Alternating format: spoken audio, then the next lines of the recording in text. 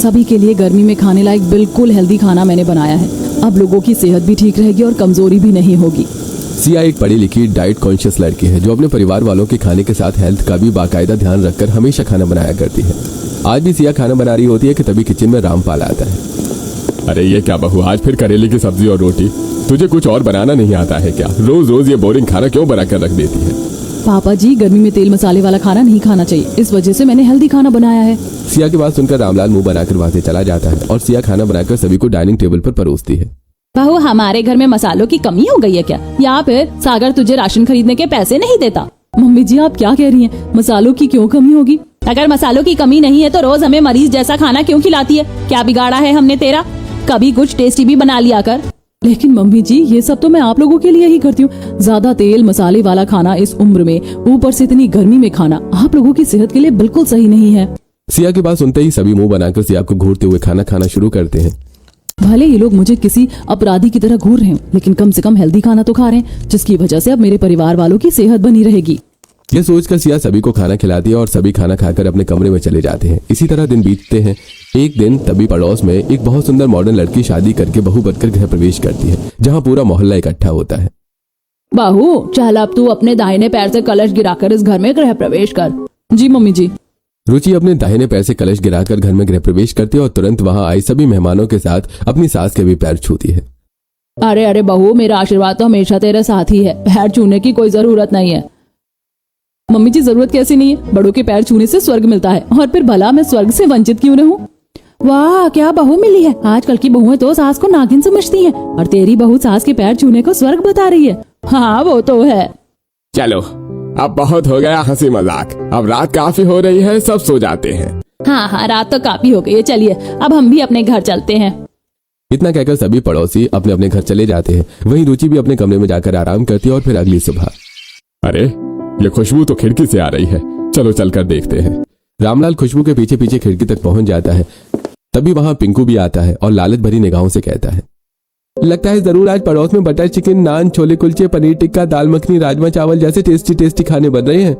अलग अलग खाने के नाम सुनते ही रामलाल के मुंह में पानी आ जाता है। जरूर ये खाना नई बहू के आने की खुशी में बन रहा होगा। काश ये खाना हमें भी खाने को मिलता, लेकिन हमारी फूटी किस्मत करेले के आगे बढ़ती ही नहीं है। वही तो पापा, पता नहीं भाभी को तेल मसाले वाले खाने से क्या एलर्जी है। जरूर अगले जन्म में कैदियों के लिए खाना बनाती होंगी। पिंकू और रामलाल आपस में बातें कर रहे होते हैं कि तभी दरवाजे की घंटी बजती है और शांति जाकर दरवाजा खोलती है। अरे रुचि बहू, तुम यहाँ, कुछ काम है क्या? अरे नहीं नहीं आंटी जी, कोई काम नहीं था, मैं तो आज आपके लिए अपने हाथों से खाना बना कर लाई हूँ। इतना कहकर रुचि अपने हाथों में पकड़ी खाने की प्लेट शांति को दे देती है। वैसे आंटी, आप आलू पराठे, छोले और रायता खाकर मुझे जरूर बताइएगा कैसा बना है। वो दरअसल मैंने पहली बार बनाया है ना, इसलिए। क्या इतना सब कुछ? वाह, वैसे पहली बार क्यों? अपने मायके में नहीं बनाती थी क्या? बनाती थी आंटी, लेकिन इतना सब कुछ नहीं। अब शादी हुई है तो जिम्मेदारियां तो संभालनी पड़ेंगी, इस वजह से। अच्छा, खाकर बताइएगा कैसा बना है। इतना कहकर रुचि वहां से चली जाती है और शांति खाने की प्लेट ले जाकर डाइनिंग टेबल पर रख देती है और तभी सभी तुरंत डाइनिंग टेबल पर आकर बैठ जाते हैं। अरे आज तो एकदम टेस्टी खाना खाने को मिलेगा। इसकी खुशबू कितनी ज्यादा अच्छी है। अरे मुझसे तो रहा नहीं जा रहा है। हाँ पापा, मुझे भी सब्र नहीं हो रहा है, इतनी अच्छी खुशबू आ रही है, ऐसा लग रहा है कि होटल का खाना है। सभी तुरंत खाना शुरू करते हैं और तभी वहाँ सिया अपना बनाया हुआ खाना लेकर आती है। अरे आप लोग तो पड़ोस से आया खाना ही खाने लगे, मैंने जो खाना बनाया है उसका क्या होगा? भाभी, आज इतने दिनों बाद एक दिन टेस्टी खाना खाने को मिला है। उस दिन भी हम आपका बनाया हुआ बिना तेल मसाले का कड़वा बोरिंग खाना खाए थे। अच्छा अच्छा, ठीक है नंद जी, एक ही दिन की तो बात है, खाइए, आराम से खाइए। हाँ हाँ, खाएंगे ही, आखिरकार खाना जो इतना टेस्टी है। सच में भगवान जी की पसंद की तो दाद देनी पड़ेगी। बहू नहीं कोहिनूर चुनकर लाई है, कोहिनूर। सच में छोले इतने ज्यादा टेस्टी लग रहे हैं कि क्या कहें, ऐसा लग रहा है जैसे खाना नहीं बल्कि अमृत पी रही हूँ। ऊपर से आलू पराठे इतने ज्यादा मुलायम है कि मुंह में जाते ही घुल जा रहे हैं। सभी खाना खाते खाते रुचि की बहुत तारीफ करते हैं और सिया के बनाए खाने की हाथ तक नहीं लगाते। वहीं ये सब घर के बाहर खिड़की से छुपकर देख रही रुचि। वाह, पहली नजर में मैंने सबको इम्प्रेस कर दिया। अब धीरे धीरे इस मोहल्ले की सबसे प्यारी और चहेती बहू बन जाऊंगी और फिर पूरा मोहल्ला मेरे ही गुणगान गाएगा। ये सोचकर रुचि वहां से चली जाती है। वहीं दूसरी तरफ सभी का खाना खत्म हो जाने के बाद सिया सारे खाने की प्लेट्स ले जाकर किचन में रखती है और बर्तन धोने लगती है। आज सभी कितने चाव से खाना खा रहे थे, ऐसा लग रहा था जैसे किसी छोटे बच्चे को मैगी बना कर दे दी हो। अपने परिवार वालों की आंखों की चमक देखकर सिया भी खुशी खुशी बर्तन धोती है और फिर खुद के बनाए खाने को देखती है। आज तो मेरा बनाया खाना सारा बर्बाद हो गया। इस लौकी को तो किसी ने हाथ तक नहीं लगाया। खैर छोड़ो, एक ही दिन की तो बात है, अब क्या ही रोक टोक लगाना। लेकिन फिर भी अगर थोड़ा चख लेते तो अच्छा रहता। ये सोचते सोचते सिया बर्तन धोती है और इसी तरह फिर अगले दिन जब रुचि हॉल में पोछा लगा रही होती है तो अरे पापा जी, आप इतनी सुबह सुबह कहाँ जा रहे हैं? अरे बहू, मैं तो बस पड़ोस में बिजली का बिल देखने जा रहा हूँ। 1 घंटे में आ जाऊंगा, तू आराम से पोछा लगा। लेकिन पापा जी। रामलाल सिया की बात सुने बिना हड़बड़ी में वहां से चला जाता है। हो, ये पापा जी बिना वजह जल्दीबाजी में पूरा घर गंदा कर गए। 2 मिनट रुक जाते तो क्या ही फर्क पड़ जाता। खैर, अब बोलकर क्या फायदा। सिया परेशान होकर दोबारा पोछा लगाने लगती है। फिर 1 घंटे बाद रामलाल वापस घर आता है। क्या बात है जी, आ गया बिजली बिल देकर? हाँ, आ गया। वो थोड़ी देर हो गई, दरअसल उनका मीटर खराब है ना, इस वजह से। रामलाल की आवाज सुनकर तुरंत किचन से सिया झांक कर देखती है। अरे आ गए पापा जी, आपका खाना निकाल दूं? नहीं बहू, बगल की पड़ोसन ने चाय बनाई थी तो मैं भी 2 घूंट मार ली, इस वजह से खाना नहीं खाऊंगा। वो सब तो ठीक है पापा जी, लेकिन ये आपके चेहरे पर मलाई क्यों लगी हुई है? ऐसी कौन सी चाय पी ली आपने जिसके अंदर मलाई होती है? दरअसल रामलाल के चेहरे पर मलाई लगी हुई थी, जिसे देखते ही सभी जोर जोर से हंसने लगते हैं। वो दरअसल उसने बड़ी अच्छी मलाई वाली चाय बनाई थी, इस वजह से। अच्छा, मैं अपने कमरे में जा रहा हूँ। इतना कहकर रामलाल वहां से चला जाता है और रामलाल के खाना न खाने की वजह से खाना बच जाता है। इसी तरह फिर अगले दिन। भाभी। हाँ बोलिए देवर जी, क्या बात है? मैं पड़ोस से वाईफाई का पासवर्ड लेकर आता हूँ। इतना कहकर पिंकू वहां से चला जाता है और सिया हॉल में जाकर सोफे पर नया कवर लगाने लगती है। फिर थोड़ी देर बाद जब पिंकू पेट पर हाथ फेरते हुए वापस घर लौटता है तो अरे आइए देवर जी, आज आप सुबह से कुछ भी नहीं खाए हैं। आपको बहुत तेज भूख लगी होगी तो मैं अभी आपके लिए खाना निकाल देती हूँ। अरे नहीं भाभी, मुझे खाना नहीं खाना, मेरा पेट भरा हुआ है। पेट भरा है? पेट कैसे भर सकता है? आपने तो कुछ खाया ही नहीं है। क्या भरा पेट? मैंने भरा हुआ पेट कह दिया क्या गलती से? क्या मतलब है देवर जी आपका? अरे नहीं कुछ नहीं भाभी, वो दरअसल भरा तो है मेरा पेट, गैस से भर गया है। वो मेरे पेट में गैस हो गई है ना, इस वजह से मैं खाना नहीं खा पाऊंगा। इतना कहकर पिंकू वहां से चला जाता है और फिर से आज सिया का बनाया हुआ खाना बच जाता है। यही सिलसिला फिर आगे दिन भी रिपीट होता है। मम्मी जी, खाने का टाइम हो गया, खाना निकाल दूं आपका? नहीं बहू, मैं अभी पड़ोस में जा रही हूँ। उनकी बहू बहुत टेस्टी खाना बनाती है ना, तो बस रेसिपी पूछ कर आ जाऊंगी। इतना कहकर शांति वहां से चली जाती है। इसी तरह समय बीतता है। फिर शाम को जब सिया बालकनी में छोटे छोटे पौधों को पानी दे रही होती है तो दोपहर से शाम हो गई है, मम्मी जी अभी तक घर नहीं आई। सिया की नजर शांति पर पड़ती है, जो हाथ में मिठाई का डिब्बा लेकर आ रही होती है। ये क्या मम्मी जी, हाथ में मिठाई का डब्बा कहाँ से लेकर आ रही हैं? ये सोचकर सिया तुरंत हॉल में पहुंचती है। तभी शांति भी घर आती है। बहू तो यहाँ? हाँ, वो मैंने आपको बालकनी से मिठाई का डब्बा लाते हुए देखा था, तो सोचा आपसे आकर पूछ लूं। ये मिठाई का डब्बा तो मैं दुकान से खरीद कर ला रही हूँ, अब भला कोई मुझे फ्री में मिठाई क्यों ही देगा। इतना कहकर शांति वहां से चली जाती है। अब इसी तरह दिन बीतते हैं और फिर एक दिन सिया को पता चल ही जाता है कि असलियत क्या है। दरअसल इन सबके पीछे हाथ था पड़ोसन रुचि का, जो सभी को अपने घर बुलाती और टेस्टी टेस्टी खाना, जैसे कि कभी पनीर बटर मसाला तो कभी मलाई कोफ्ते खिलाती। और ये पता चलते ही सिया अंदर से टूट जाती है। आज फिर सारा खाना बच गया। अब फिर से मुझे आज मेरी बनाए हुए टिंडे फेंकने पड़ेंगे। पता नहीं लोग मेरे खाने की कदर क्यों नहीं करते। मैं उनकी हेल्थ के लिए ही ऐसा खाना बनाती हूँ।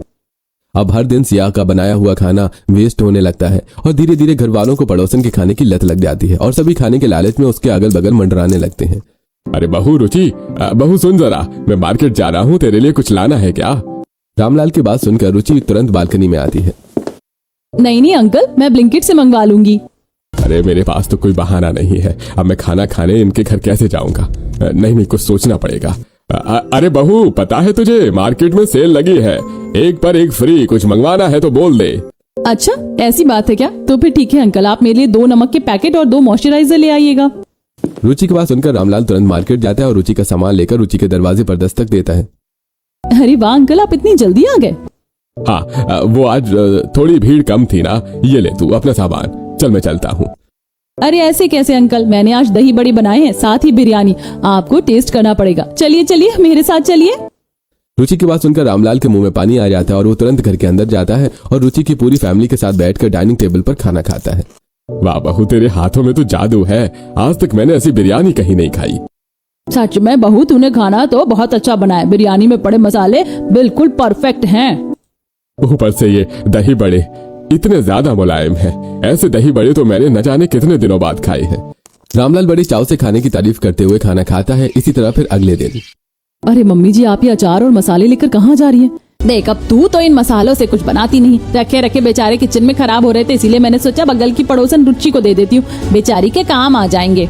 इतना कहकर शांति मसाले और अचार लेकर बगल की पड़ोसन रुचि के घर पहुंचती है। अरे वाह आंटी जी, आज आप मेरे लिए अचार लेकर आई हैं, थैंक यू सो मच। आइए आइए बैठिए, मेरे हाथों का खाना खाइए। अरे नहीं नहीं, मैं तो बस अचार देने आई हूँ। हाँ तो क्या हो गया आंटी, अब आई हैं तो खाना भी खा लीजिए। रुचि के फोर्स करने पर शांति तुरंत डाइनिंग टेबल पर बैठ जाती है और पेट भरकर रुचि के हाथों का खाना खाती है। इसी तरह फिर एक दिन। ओह इतने सारे बर्तन जूठे पड़े हैं, अब इनको कौन धोएगा। एक काम करती हूँ, उस लालची परिवार को बुला लेती हूँ। ये सोचकर रुचि तुरंत सिया के घर पहुंचती है। अरे आइए आइए, कुछ काम है क्या? हाँ वो मैंने आज मलाई कोफ्ता बनाया है, इसलिए आंटी जी को बुलाने आई हूँ। उन्हें मेरे हाथों का मलाई कोफ्ता बहुत पसंद है। तो ये बात है, मैं लोगों को मसालेदार खाना नहीं खिलाती, इसलिए ये लोग पड़ोसन के घर खाने के लिए मुंह मारते हैं। तभी वहाँ दौड़ी दौड़ी शांति आती है। मैंने तुम दोनों की सारी बातें सुनी, चल बहू मैं चलती हूँ तेरे घर, तेरे हाथों का खाना टेस्ट करने। आंटी जी अकेली क्यों, अपनी बेटी को भी साथ ले लीजिए। अरे नहीं नहीं, वो अभी थोड़ी बिजी है, चलो तब तक मैं ही मलाई कोफ्ते खा लेती हूँ। इतना कहकर शांति तुरंत रुचि के साथ रुचि के घर पहुंचती है और किचन में जाकर बिखरा किचन देखती है। ये क्या बहू, किचन इतना गंदा क्यों है? अब क्या बताऊं आंटी जी, घर के काम और खाना बनाने में ही सारा दिन चला जाता है। खैर आप ये सब छोड़िए, मैं खाना निकाल देती हूँ। एक काम करती हूँ, रुचि बहू की थोड़ी मदद कर देती हूँ, जिसकी वजह से वो मुझे दोबारा खाने पर बुलाएगी।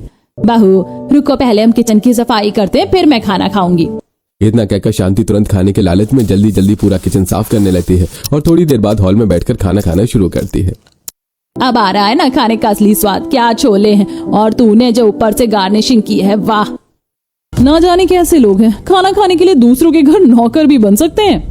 इसी तरह दिन बीतने लगते हैं। पूरा परिवार पड़ोस की रुचि के हाथों का खाना खाने के लिए किसी भी हद तक जाने के लिए तैयार हो जाता है। फिर एक दिन मेरी आईब्रो भी बड़ी हो गई है और ये मेहंदी भी बच गई, अब क्या करूँ। एक काम करती हूँ, बगल की पड़ोसन है ना खाने की लालची, उसे फोन करती हूँ। ये सोचकर रुचि तुरंत शांति को फोन करती है। हाँ रुचि बेटा बोल, क्या बात है? वो आंटी जी मुझे मेहंदी लगवानी है, अगर हो सके तो आप अपनी बेटी को लेकर आ जाइए ना। हाँ हाँ क्यों नहीं बहू, रुक मैं अभी सुरभि को लेकर आती हूँ। शांति खुशी से फोन रख देती है और चलते हुए सुरभि के कमरे में जाती है। बेटी जल्दी से तैयार हो जा, रुचि है ना उसके घर जाना है, वो तुझे बुला रही है मेहंदी लगाने के लिए। मतलब मैं शाम तक मेहंदी लगाऊंगी और फिर शाम का नाश्ता भी उन्हीं के घर कर लूंगी। हाँ मैं अभी तैयार होती हूँ। इतना कहकर सभी तुरंत तैयार होने लगती हैं। तभी ये सब कमरे के बाहर खड़ी सिया सुन लेती है। आज तो फिर ये लोग बाहर से खाना खाएंगे। उफ मैं परेशान हो गई हूँ, मैं इन लोगों की इस हरकत से, अभी बताती हूँ इन्हें। ये सोचकर सिया तुरंत कमरे का दरवाजा बाहर से बंद कर देती है और ये खबर जब सुरभि को पता चलती है तो हे भगवान, अब बाहर से दरवाजा किसने बंद कर दिया? जरूर ये भाभी ने किया होगा। चाहे किसी ने भी किया हो, लेकिन कोई भी मुझे अपनी पड़ोसन के हाथों का खाना खाने से नहीं रोक सकता। मैं कुछ भी कर सकती हूँ उसके हाथों का खाना खाने के लिए। इतना कहकर शांति तुरंत खिड़की से एक दुपट्टा लटकाते हैं और कूदकर पड़ोस के घर चली जाती है। अरे आ गए आप लोग? अच्छा वैसे सुरभि जल्दी से मेरे हाथों में मेहंदी लगा दो। हाँ हाँ ठीक है भाभी। इतना कहकर सुरभि रुचि को मेहंदी लगाने लगती है। ये लीजिए हो गया भाभी। वैसे तुम मेरी आईब्रो भी बना दोगी क्या? वो पार्लर आने जाने में ना बहुत समय बर्बाद हो जाएगा, फिर मैं टेस्टी खाना नहीं बना पाऊंगी। वैसे तो मैं बहुत थक गई हूँ, लेकिन आईब्रो भी बना देती हूँ, आखिरकार ये खाना बनाएंगी तो मुझे भी तो देंगी ही। ये सोचकर सुरभि हर तरह से रुचि की मदद करती है और साथ ही चापलूसी भी वहीं घर पर। हे भगवान, नंद जी और मम्मी जी तो पड़ोसी के खाने के पीछे इतनी पागल हैं कि कुछ भी कर सकती है। मैंने दरवाजा बंद कर दिया तो खिड़की से कूद कर भाग गए। हे भगवान। अब धीरे धीरे ऐसे ही दिन बीतने लगते हैं और आए दिन घर का सारा खाना वेस्ट होने लगता है। तभी एक दिन आंखों में आंसू लिए सब्जियों से भरे कटोरे को सिया देख रही होती है। क्या सच में मैं इतना बुरा खाना बनाती हूँ कि कोई भी मेरे हाथ का खाना नहीं खाना चाहता है? ये लौकी करेला टिंडे बनाकर सबकी भलाई सोचना ही मेरी सबसे बड़ी गलती है। लेकिन आखिरकार ऐसा कब तक चलेगा? रोज रोज खाना बनाकर फेंकना भी तो सही नहीं है। सिया किचन में खड़ी होकर खुद से बातें कर रही होती है। तभी खिड़की के बाहर से एक औरत गुजरती है। बेचारी कितनी परेशान है, कोई इसका साथ क्यों नहीं दे रहा? इस तरह लोगों ने इसे ऐसा अकेला क्यों छोड़ दिया है? बूढ़ी औरत भी खुद से सवाल करती है, लेकिन सिया को कुछ नहीं कहती है। वहीं सिया सारा खाना एक डिब्बे में भरकर घर के बाहर जाकर बच्चों को दे देती है। दिन बीतने लगते हैं। फिर एक दिन, अरे अंकल कहाँ जा रहे हैं? मेरे घर आकर खाना खा लीजिए, मैंने आज एक नई स्पेशल डिश बनाई है। अरे बेटा, तुम इतने प्यार से पूछ रही हो, मैं तुम्हें मना कैसे कर सकता हूँ? तुम मुझे टाइम बता दो, मैं उस वक्त आ जाऊंगा। अंकल खाना बनकर तैयार है, आप अभी आ जाइए। रुचि की बात सुनते ही रामलाल दौड़ता हुआ घर में आता है और सब्जी की थैली नीचे फेंक देता है। अरे क्या हुआ पापा जी, इतनी हड़बड़ी में क्यों है? खाना तो खा लीजिए। तुम्हारा ये सारा गला खाना तुम ही खाओ, मुझे तो रुचि बहू ने बुलाया है, मैं जा रहा हूँ उसके हाथों का खाना खाने। तुम रखो अपना डाइट खाना अपने पास। इतना कहकर रामलाल तुरंत रुचि के घर जाता है और डाइनिंग टेबल पर बैठकर लगातार खाना खाने लगता है। अरे अंकल जी, सब्जी थोड़ा और लीजिए ना। अरे हाँ हाँ, क्यों नहीं, दो दो बेटा, सब्जी के साथ थोड़ी पूड़ियाँ भी और देना। आखिरकार तुम्हारे हाथों की पूड़ी होती ही इतनी मुलायम है। रामलाल ढेर सारा खाना मांग कर खाता है और रात तक वापस घर जाकर चुपचाप सो जाता है। तभी आधी रात को अरे मेरा पेट अचानक इतना दुखने क्यों लगा? अरे अरे क्या हुआ जी, आप ठीक तो हैं? रुकिए, मैं अभी बच्चों को बुलाती हूँ। शांति सभी को कमरे में बुलाती है और रामलाल की हालत देखकर सागर तुरंत डॉक्टर को बुलाता है और डॉक्टर चेकअप करते हैं। देखिए, तेल मसाले वाला खाना खाने की वजह से इनका कोलेस्ट्रॉल बढ़ गया है, साथ ही ब्लड प्रेशर भी। जितना हो सके आप इनका ध्यान रखिए और घर का हेल्दी खाना खाने को बोलिए, जंक फूड या फिर तेल मसाले वाला खाना नहीं। डॉक्टर साहब, अगर पापा इसके बावजूद हेल्दी खाना नहीं खाते तो क्या होगा? देखिए, ज्यादा कुछ नहीं होगा, बस एक छोटा सा हार्ट अटैक आएगा और आपके पिताजी ऊपर चल बसेंगे। इतना कहकर डॉक्टर भी गुस्से में वहां से चला जाता है। फिर 1-2 दिन तक घर वाले रुचि के घर जाना थोड़ा कम कर देते हैं, लेकिन अपनी आदत नहीं सुधारते। और फिर एक दिन, कैसे पति हो तुम? मुझे थोड़े से पैसे भी नहीं दे सकते? अगर तुम्हारे पास पैसे ही नहीं थे तो मुझे शादी करके लाए ही क्यों? तुम्हारे ऐसे खर्चे कौन से हैं जो मेरी सैलरी से भी ज्यादा है? मुझे तो ये समझ में नहीं आता। मैंने अपने माँ बाप को कभी हिसाब नहीं दिया, अब क्या चाहते हो तुम? मैं तुम्हें 1-1 रुपए का हिसाब दूं? यू नो व्हाट, मुझे नहीं चाहिए तुम्हारे पैसे, भाड़ में जाओ तुम। इतना कहकर रुचि गुस्से में वहां से चली जाती है। हे भगवान, ये मेरी पत्नी है या मेरे सिर पर तांडव करने वाली? अब नाराज हो गई, एक काम करता हूँ, अपनी सेविंग्स ही दे देता हूँ। रुचि से बहुत प्यार करने की वजह से राघव अपनी सारी सेविंग्स अलमारी में से निकालता है और हॉल में बैठी रुचि के पास जाता है। ये लो रुचि, और रोना बंद करो। तुम पैसे रख लो, लेकिन इस तरह रो मत, तुम हंसते हुए ही अच्छी लगती हो। बंद करो अपनी ये चिकनी चुपड़ी बातें। अगर पैसे थे तो पहले ही दे देना चाहिए था, कम से कम इतना तमाशा तो नहीं होता। इतना कहकर रुचि पैसे लेकर किचन में चली जाती है। इतने पैसों में तो मैं आराम से पार्टी करूंगी, मैं सभी को बुलाऊंगी और अपने हाथों का खाना खिलाऊंगी। इस बार सब मेरे काबू में हो जाएंगे। यह सोचकर रुचि एक बहुत बड़ी सी पार्टी रखती है और मोहल्ले के सभी लोगों को बुलाती है, जिसमें सिया भी अपने पूरे परिवार के साथ आती है। सब साथ बैठे होते हैं, तभी वहां से चुपके से रुचि उठकर बाहर जाने लगती है। अरे ये इस तरह अचानक चुपचाप बाहर क्यों जा रही है? जरूर कुछ गड़बड़ है। देवर जी सुनिए ना, आप एक बार मेरे साथ बाहर चल सकते हैं क्या? नहीं भाभी, बिल्कुल नहीं, मैं तो यहाँ खाने का इंतजार कर रहा हूँ, खाना आते ही टूट पड़ूंगा। ओ देवर जी, बाहर चलने के लिए ही तो कह रही हूँ, खाना आने से पहले हम लोग वापस आ जाएंगे। सिया की बात सुनकर पिंकू जाने के लिए मान जाता है और फिर सिया और पिंकू रुचि का पीछा करते हुए बाहर जाते हैं, जहाँ एक होटल स्टाफ रुचि को 25-30 डिब्बे दे रहा होता है। थैंक यू सो मच भैया टाइम पर आने के लिए, वरना आज तो मेरी इज्जत ही चली जाती। आप तो हमारी रोज की कस्टमर हैं, आपको कैसे नाराज कर सकता था? चलिए मैं चलता हूँ, वरना कोई देख लेगा। इतना कहकर स्टाफ वहां से चला जाता है, लेकिन सिया कुछ समझ नहीं पाती। वहीं पिंकू सारी बातें समझ जाता है। भाभी, इसका मतलब रुचि भाभी खाना बनाती नहीं बल्कि बाहर से मंगवाती हैं। क्या पता, हम दोनों कुछ ज्यादा ही सोच रहे हो। हाँ भाभी, शायद आप सही की कह रही हैं। इतना कहकर पिंकू और सिया भी घर के अंदर चले जाते हैं। सभी पेट भरकर खाना खाते हैं और पार्टी खत्म होती है। इसी तरह फिर एक दिन जब पिंकू बाहर धूप से घर लौट रहा होता है तो ये भगवान, इतनी ज्यादा धूप है, चला भी नहीं जा रहा है, आंखें पूरी धुंधली हो गई हैं। ये काम करता हूँ, उस रेस्टोरेंट के बाहर थोड़ी देर खड़ा हो जाता हूँ, पंखे की हवा खाकर फिर घर जाऊंगा।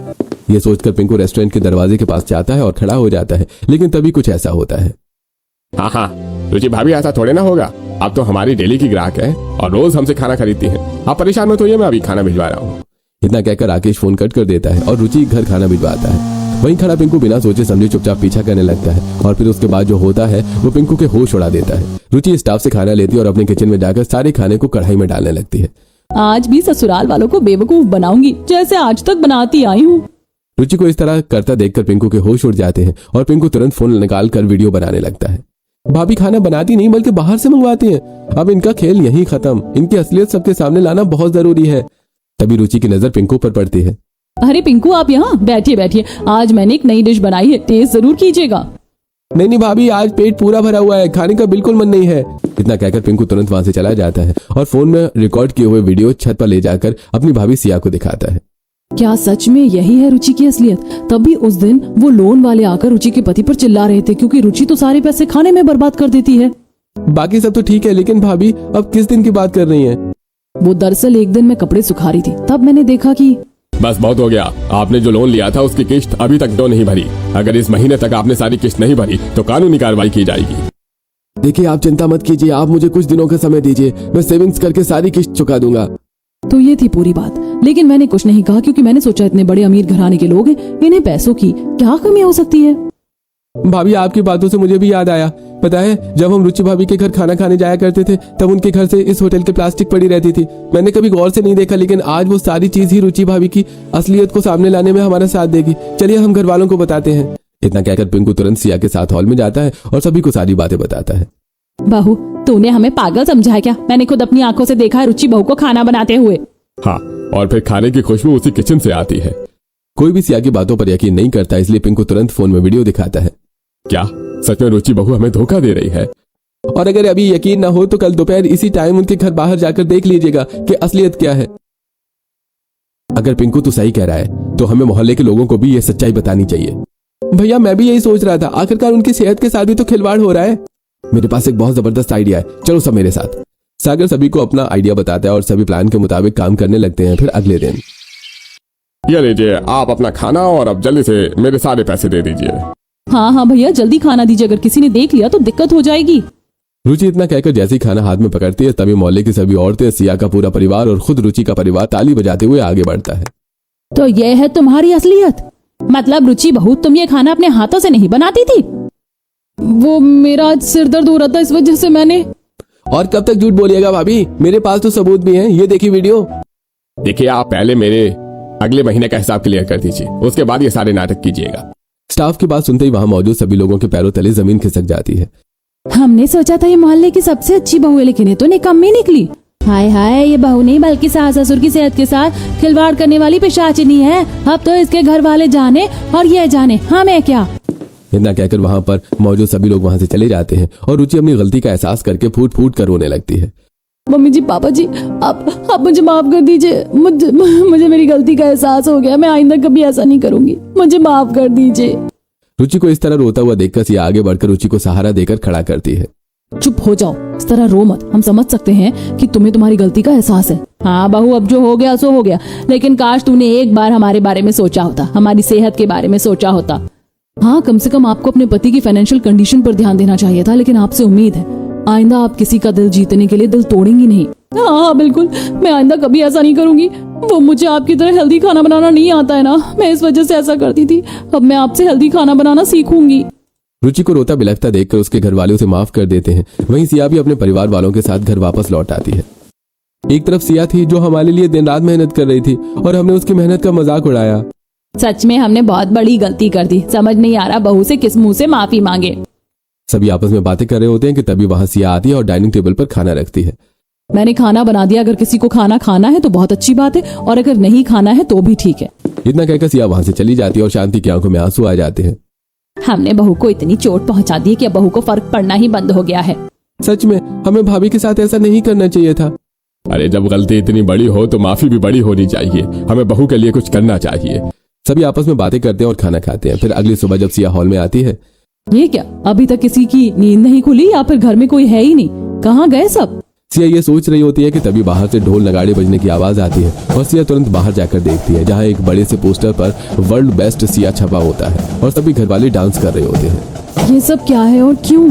बहू तो हमें माफ कर दे, तूने हमारे लिए ना जाने कितनी मेहनत की और हमने तेरी मेहनत का मजाक उड़ाया, तुझे अनदेखा किया।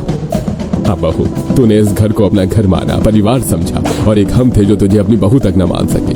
भाभी हमें माफ कर दीजिए, खाने के लालच में हम वो सब कुछ कर बैठे जो हमें सपनों में भी नहीं करना चाहिए था। हमें हमारी गलती का एहसास हो गया है। सभी की बातें सुनकर सिया की आंखों में आंसू आ जाते हैं और सिया सभी को माफ कर देती है और एक साथ पूरा परिवार किचन में जाकर खाना बनाना शुरू करता है। आज आप सब ने खाना बनाने की जिम्मेदारी क्यों ले रखी है? किचन पूरा फैल जाएगा, आप लोग हटिए, मैं खाना बना लूंगी। नहीं बहू, आज तू हमें जल्दी खाना बनाना सिखाएगी और फिर किचन में रोज रोज खाना बनाकर जब तू इतने दिन परेशान हो सकती है तो एक दिन हम क्यों नहीं।